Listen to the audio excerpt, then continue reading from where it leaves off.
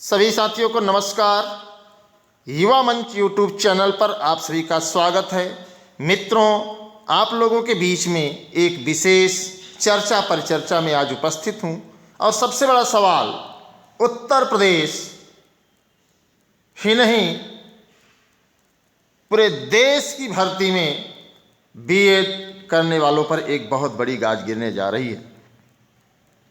जैसा कि आप सब जानते हैं कि सरकार के द्वारा नई शिक्षा नीति में एक लंबे बदलाव के बाद तमाम ऐसे साथी हैं जिनके भविष्य पर एक बहुत बड़ा खतरा मंडरा रहा है। आज हम बात करेंगे कि उन साथियों की जिनको बीएड करना बहुत भारी पड़ गया है, जिन्होंने अपने माता पिता के खून पसीने की कमाई, बड़े बड़े डिग्री कॉलेज, प्रशिक्षित कॉलेज, प्रशिक्षण देने वाले कॉलेजों को दे करके एक सपना पाला था, एक उम्मीद जताई थी, एक सपना देखा था और लगातार कोशिश की थी कि आज नहीं तो कल सपने को हम साकार कर लेंगे। लेकिन उनके साथ एक बहुत बड़ा अन्याय होने जा रहा है।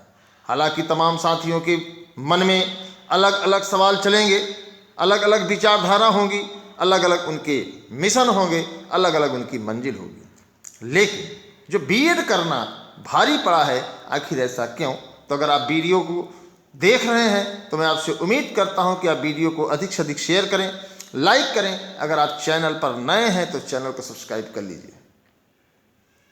कई ऐसे साथी हैं जिन्होंने सीटेट भी पास कर लिया है और उदासी उनके सर पे है। लगातार कई साथी फोन करके संपर्क कर रहे हैं कि आखिर इस बीएड डिग्री का करें क्या।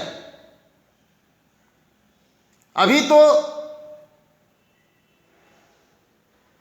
बीपीएड, सीपीएड तमाम डिग्रियां हैं, लेकिन सबसे बड़ा सवाल तो मेरी जिंदगी पर है कि बीएड डिग्री का करें क्या। केवीएस शिक्षक भर्ती में आप सभी को बताना चाहूँगा मित्रों कि जिन्होंने स्नातक में 50% अंक हासिल नहीं किया है और अपनी क्राइटेरिया के तहत महाविद्यालयों से, डिग्री कॉलेजों से बीएड की डिग्री हासिल की है, तो सभी भर्तियों से बाहर हो रहे हैं। जैसा कि आप सब जानते हैं, इसके पहले 69,000 शिक्षक भर्ती हुई थी, उसमें 50% से जिनका नंबर कम था उनको बाहर कर दिया गया था। माननीय न्यायालय से लंबे संघर्ष के बाद उनको शामिल किया गया और 2,3500 से अधिक साथियों ने उसमें अपने सपने को साकार कर लिया। अब सवाल इस बात का है कि जूनियर शिक्षक भर्ती में भी यही दशा रही और अब हाल ही में आई केवीएस शिक्षक भर्ती में भी यही नज़ारा देखने को मिल रहा है। हालांकि हमारे तमाम साथी ऐसे हैं जो सीटेट पास नहीं हैं, तो उनके ऊपर तो कोई फर्क पड़ने वाला नहीं है। लेकिन सवाल इस बात का है कि जिन साथियों ने मेहनत करके, रात दिन पढ़ाई करके, रात दिन जाग करके सीटेट पास किया है, उनके लिए एक बहुत बेहतर मौका था, लेकिन उस मौके से भी बाहर निकालना कहीं न कहीं उन पर भारी पड़ रहा है। तो मैं उन सभी साथियों को बताना चाहूँगा कि अगर आप वीडियो को सही से देख रहे हैं तो एक तो ईमानदारी से देखिए और अपने भविष्य के बारे में एक कल्पना कीजिए कि आखिर आपने जो सपना देखा था, जो उम्मीद पाली थी, आखिर किस तरीके से नियमों की धज्जी उड़ा करके आपको बाहर किया जा रहा है। जैसा कि आप सब जानते हैं कि आज से कुछ साल पहले बीएड करने की जो क्राइटेरिया थी एससी वर्ग के लिए, उसमें 45% अगर आप स्नातक में हैं, बीए में हैं, बीएससी में हैं, तो आप बीएड कर सकते थे। लेकिन बड़े दुख के साथ कहना पड़ रहा है कि आखिर सरकार क्या चाह रही है आप लोगों से, या उन तमाम, खास तौर से इसमें SC ST और OBC के लोग ज़्यादा प्रभावित होंगे। कुछ ऐसे भी साथी हैं जो सामान्य वर्ग के भी हैं। ऐसा नहीं है कि एक ही के साथ अन्याय हो रहा है, सबके साथ अन्याय हो रहा है, लेकिन ज़्यादातर SC वर्ग के लिए यह घातक है। आइए हम बात करते हैं कि आखिर क्यों। क्योंकि B.Ed करने का एक प्रारूप और है कि यदि आप MA PG बेस पर B.Ed कर रहे हैं तो आपको स्नातक की परसेंटाइल से कोई मतलब नहीं है। आप MA PG अर्थात कहने का मतलब आप B.Ed करने के लिए एलिजिबल हैं, लेकिन आपको फिर भी बाहर किया जा रहा है। अगर आप सब मौन रहे, अगर आप सब अपने हक की लड़ाई नहीं लड़े, तो निश्चित तौर पर आपके साथ बहुत बड़ा अन्याय होगा और आपकी जितने भी सपने हैं, आपकी जितने भी उम्मीदें हैं, आपकी जितनी भी मेहनत है, सब पर पानी फिर जाएगा। तो सभी साथियों से बताना चाहूँगा कि यदि आप सब चाहते हैं, अगर आपका स्नातक में 50% से कम है और KBS भर्ती में आप शामिल होना चाहते हैं, या फिर प्रदेश की अन्य भर्तियों में भी आपका स्थान सुनिश्चित रहे, आपको फार्म भरने का, आपको परीक्षा देने का, आपको नियुक्ति लेने का अधिकार मिलता रहे, तो इसके खिलाफ आप लोगों को लड़ना होगा। जो भी साथी हैं, युवा मंच मोबाइल नंबर 9451505685 पर आप संपर्क करें और माननीय न्यायालय में इस पक्ष को रखा जाएगा और बखूबी रखा जाएगा। क्यों रखा जाएगा, उसका कारण मैं आप लोगों को बता दूं कि आपने लाखों रुपए दे करके B.Ed किया है, कई साल वर्षा गर्मी जाड़ा झेल करके आपने डिग्री हासिल की है, अपने आप को इस काबिल बनाया है कि आप सीटेट पास हैं, फिर भी आपको भर्ती में शामिल नहीं होने दिया जा रहा है। तो आप अगर भर्ती में शामिल होना चाहते हैं तो संकोच मत करिए, आगे आइए।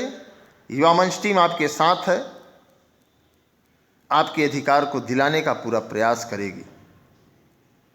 उसके लिए आप लोगों को जो मैंने नंबर बताया 9451505685 पर संपर्क करना होगा। साथ ही साथ हम बात करेंगे B.Ed एंड BSTC BTC पर जो एक लड़ाई चल रही है सुप्रीम कोर्ट में, उसमें बता दें जिसका कारण है कि सरकारें आपस में लड़ाना चाहती हैं और हम आप मजबूती से लड़ते भी हैं। बड़ी बड़ी विडंबनाएं हैं। तो ऐसे में क्या है कि आप लोगों को इसको गंभीरता से सोचना होगा, समझना होगा कि आपस में लड़ने से बेहतर है कि हमें आपको रोजगार परक बिंदुओं पर संघर्ष करना चाहिए। प्रदेश में पद खाली हैं, फिर भी हम उसके लिए नहीं लड़ पा रहे हैं। हम लोग आपस में लड़ रहे हैं, B.Ed बनाम BTC BSTC 13 तूफान कर रहे हैं, जबकि इसका कोई औचित्य नहीं है। और आपके बता दें कि इसका परिणाम भी उत्तर प्रदेश में नथिंग रहेगा, कोई ज़रूरत नहीं पड़ेगी इसकी। अब हम बात करेंगे मित्रों, हालांकि हल्का वीडियो बड़ा हो रहा है, लेकिन आप लोग से उम्मीद है कि आप इसको शेयर करिए ताकि सभी साथियों तक ये आवाज़ पहुंच जाए। और जो साथी नए हैं चैनल को सब्सक्राइब कर लें ताकि आपको एथेंटिक सूचनाएं, आपके भविष्य से जुड़ी, आपके करियर से जुड़ी सूचनाएं आप तक मिलती रहें। प्राथमिक शिक्षक भर्ती विज्ञापन को लेकर के काफ़ी दिनों से संघर्ष चल रहा है। कई गुट, कई दल, कई लोग संघर्ष कर रहे हैं, लेकिन सही दिशा में संघर्ष न करने की वजह से हम लोग सरकारों पर भारी नहीं पड़ रहे हैं और सरकार इसको इग्नोर कर रही है। और अगर यही रवैया रहा तो सरकार सभी प्राथमिक विद्यालयों को प्राइवेटीकरण की ओर ढकेलना चाहेगी। उसका कारण है कि हम आप गलत दिशा में डिमोरलाइजेशन हो रहे हैं। तो जो भी साथी, उन सभी साथियों से निवेदन है कि अगर आप सब चाहते हैं प्राथमिक शिक्षक भर्ती का विज्ञापन सरकार जारी करे तो अभी वक्त है। सभी लोग वीडियो को अधिक से अधिक शेयर करिए। बहुत जल्द एक बड़े आंदोलन का आगाज होगा। जो शांतिपूर्ण तरीके से होगा, और कोशिश यही रहेगी कि माननीय मुख्यमंत्री जी से, माननीय शिक्षा मंत्री जी से आमने सामने संवाद स्थापित हो। और यह आंदोलन इसको न कहिए, हम एक जनसभा का आयोजन करेंगे। उस जनसभा में प्रदेश के मुखिया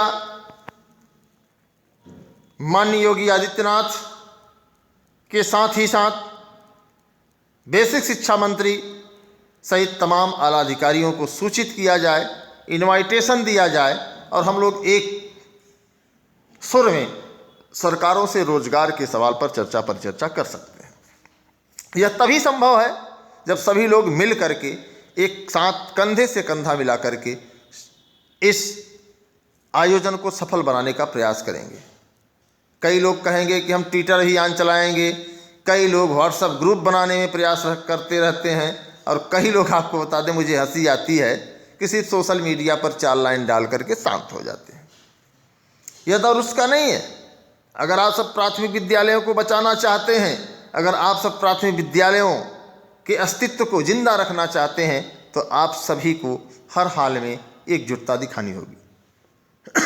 अगर आप एकजुटता नहीं दिखाते हैं तो इसमें नुकसान आपका तो होगा ही होगा, आपकी आने वाली पीढ़ियां भी सड़क छाप हो जाएंगी, आपकी आने वाली पीढ़ियां भी बहुत क्राइसिस झेलेगी। क्योंकि आपको पता है कि सरकार रेल बेच दी है, एयरपोर्ट बेच दी है, तमाम सेक्टरों में जो है प्राइवेटीकरण का बोलबाला है।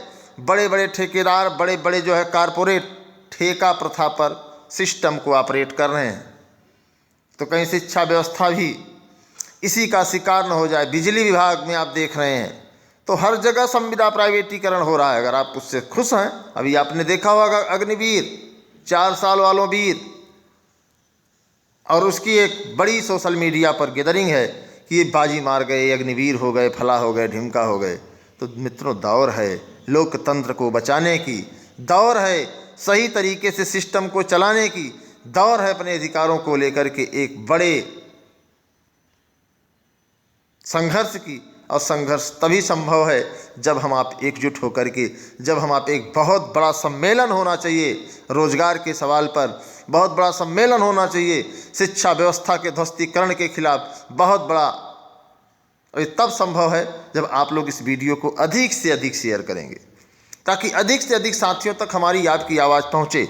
आपके मन में ये चलता होगा कि सपा बसपा कांग्रेस के लोग आपके हक और अधिकार के लिए लड़ेंगे, तो इस बात को दिलो दिमाग से निकाल दीजिए। उनके पास इतना समय नहीं है कि सपा बसपा कांग्रेस के लोग आपके साथ खड़े होंगे। क्यों खड़े हो भाई? उनको पता है कि आज तुम और हम कांग्रेस को वोट देंगे तो कल भाजपा को देंगे, परसों सपा को देंगे। उनकी संपत्तियों का अगर आंकड़ा आप देखें तो कहीं ना कहीं आपके सोचने से भी ज़्यादा उनकी संपत्तियां हो गई हैं। ऐसा नहीं कि उद्योग धंधा चलाते हैं, ऐसा नहीं है कि उनके पास बहुत बड़ा व्यवसाय है, ऐसा नहीं है कि फैक्ट्री के मालिक हैं। हमारे आपके खून पसीने की कमाई से उनका पूरा साम्राज्य संपन्न है। वो कहीं से पैसा बनाए नहीं है, लेकिन हाँ, हमें आपको गलत दिशा में डाइवर्ट करके, हमें आपको आपस में जाति धर्म संप्रदाय आदि के मामले में आपस में लड़ा करके फूट डालो राज करो की नीति पर चल रहे हैं। चाहे कांग्रेस की बात कहें, चाहे सपा की बात करें, चाहे बसपा की बात करें, चाहे आम आदमी की बात करें, कभी आपके सवालों पर सरकारें क्यों नहीं सवाल करती? कभी आपके सवालों पर, आपके छोटे छोटे मामले पर ये जो पार्टी के लोग, क्षेत्रीय लोग होते हैं, आखिर क्यों नहीं संघर्ष करते? क्या आप बताइए? प्राथमिक शिक्षक भर्ती को लेकर कोई समाजवादी, कोई बहुजनवादी, कोई कांग्रेसवादी या कोई भाजपा वाला लड़ा है क्या? क्या आप जानते हैं कि आपके अधिकार को लेकर कभी धरना प्रदर्शन किया है क्या? अगर आप छात्र हैं तो अपनी लड़ाई खुद लड़िए। और आपको बता दें कि बेरोजगारों की कोई जाति नहीं होती, इसे हमें आपको स्वीकार करना होगा। अगर आपके मन में लगता है कि नहीं नहीं हम बेरोजगार हैं और हम यादव हैं, हम ठाकुर हैं, हम पाल हैं, हम पटेल हैं, हम गडरिया हैं, हम गुप्ता हैं, हम श्रीवास्तव हैं, हम तिवारी जी हैं, तो निश्चित तौर पर राजनीतिक परिदृश्य का अगर अवलोकन किया जाए तो आज सभी लोग यही सोच रहे हैं। मौर्य समाज के लोग कहते हैं कि हम मौर्य हैं, हमारी चाहे पूरी हड्डी बिक जाए लेकिन हम मौर्य जी को ही जिताएंगे। शाक्य जी सोचेंगे कि हम शाक्य जी को जिताइए, लेकिन उनसे कहिए ना कि आपके अधिकारों के लिए थोड़ा आगे तो आएं, संघर्ष तो करें। आखिर क्यों संघर्ष नहीं कर रहे हैं? तो एक बहुत बड़ा सवाल है और हमें आपको इसे समझना होगा। अगर हम आप इसको नहीं समझ पाते हैं तो निश्चित तौर पर मैं इस बात को आप लोगों को बतला देना चाहता हूं कि युवाओं का भविष्य खतरे में है। रोजगार, शिक्षा, स्वास्थ्य, महंगाई आप लोग देख ही रहे हैं कि इसकी क्या दशा है। बड़े बड़े समाचार पत्रों में बड़े बड़े खबरों को आप देखते ही होते हैं, ऐसा नहीं है? तो मैं चाहूँगा आप लोगों से कि आप लोग वीडियो को अधिक से अधिक शेयर करिए ताकि हमारी आपकी आवाज़ सत्ता तक तो पहुँचे ही, लेकिन जो तमाम ऐसे हमारे साथी हैं जो हम लोगों से नहीं जुड़े हैं उनको भी इसमें जुड़ा जाए और एक लड़ाई प्राथमिक शिक्षक भर्ती को लेकर के, एक लड़ाई रोजगार को लेकर के और एक लड़ाई जो है अपने अधिकार को लेकर के शुरू की जाए। उम्मीद करता हूं कि आप लोग मेरी बातों से सहमत होंगे। अगर आप सहमत हैं तो आप कमेंट बॉक्स में अपना नाम, पता, जिला लिख करके भेजें ताकि हम आपको पूरे प्रदेश में जहां से भी हों आप वहां की ऑर्गेनाइजेशन बॉडी बनिए, वहां की अगुवाई करिए। आपके नेतृत्व में आपके साथ कंधे से कंधा मिलाकर हम लोग संघर्ष करें, जिससे कि हमारी आपकी जो मनसा है, हमारी आपकी जो सपने हैं, हमारी आपकी जो उम्मीदें हैं, हम उसको जो है साकार कर पाएँ। इसी के साथ सभी साथियों को नमस्कार।